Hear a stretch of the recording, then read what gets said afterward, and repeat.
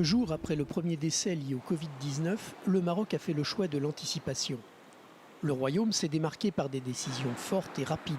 La fermeture immédiate des frontières, la fermeture des écoles, des lieux de culte et des commerces non essentiels. Le confinement de sa population et le port obligatoire du masque. Les mesures ont été prises premièrement pour protéger la population, pour qu'ils ne soient pas en contact avec d'éventuels ou potentiels contaminateurs, d'une part, et d'autre part, pour donner la possibilité aux services de santé de se préparer correctement et de monter en puissance en cas d'augmentation du nombre de cas. Pour éviter la saturation de ces hôpitaux, le ministère de la Santé a opté pour le protocole thérapeutique à base de chloroquine. Un traitement administré dès les premiers symptômes. Sans attendre, l'État a constitué un important stock de cette molécule produite localement. Il fallait prendre des décisions. Il n'y a pas de traitement. Donc, on fait appel à des produits qui existent déjà sur le marché, des produits qui sont connus. Bien sûr, je ne dis pas que la chloroquine n'a pas d'effets indésirables. Il y a des effets indésirables, mais c'est des effets indésirables qui sont connus, qu'on peut gérer. Et puis on va voir, parce que nous n'avons pas le temps de faire, des recherches qui répondent à une rigueur scientifique. Et pour fournir sa population, l'État a également mobilisé l'industrie pour la fabrique de masques. Objectif, 5 millions d'unités jour vendues dans les épiceries, l'équivalent de 7 centimes d'euros. Face à la crise, les Marocains retroussent les manches et redoublent d'efforts.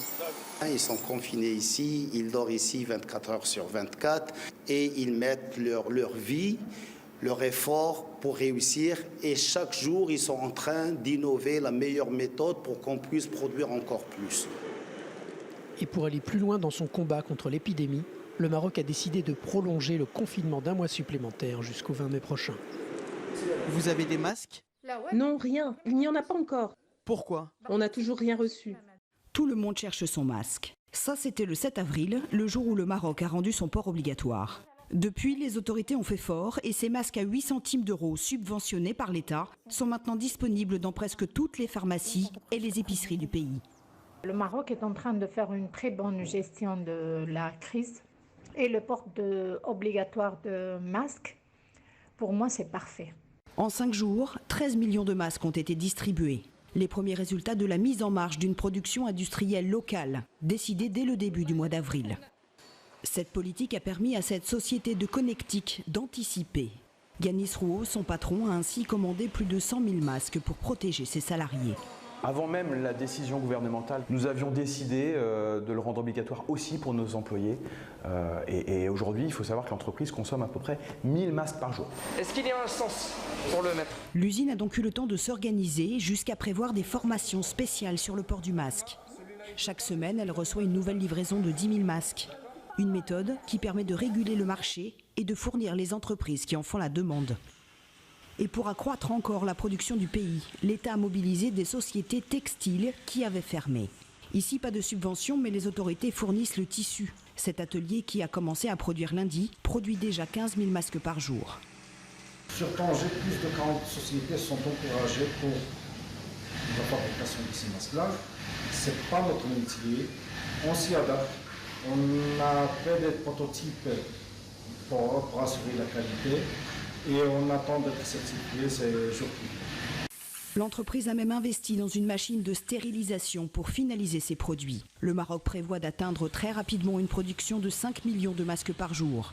Des pays étrangers, dont la France, ont déjà pris contact pour en importer. Nous sommes à Casablanca, dans les locaux de Softec, une usine spécialisée dans le textile impliquée dans la production des masques sanitaires. Le ministre de l'Industrie l'assure, les masques produits ici le seront en quantité suffisante pour satisfaire la demande nationale.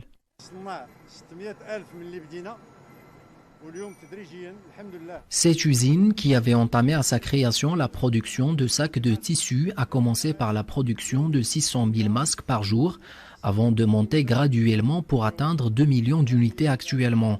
Elle devrait atteindre mardi une capacité journalière de 3 millions de masques.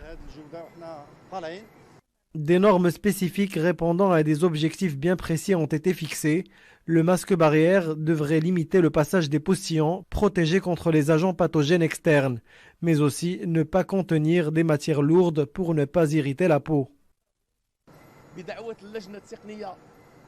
Pour établir la norme marocaine régissant les masques de protection en adéquation avec les normes internationales, nous avons identifié plusieurs exigences, entre autres des conditions d'hygiène, des caractéristiques dimensionnelles et la sécurité des matériaux utilisés pour éviter les risques d'allergie.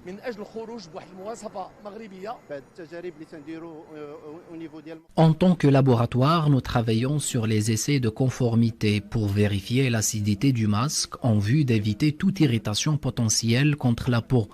Nous effectuons aussi un test d'imperméabilité pour s'assurer que les masques remplissent leur rôle de barrière contre les postillons.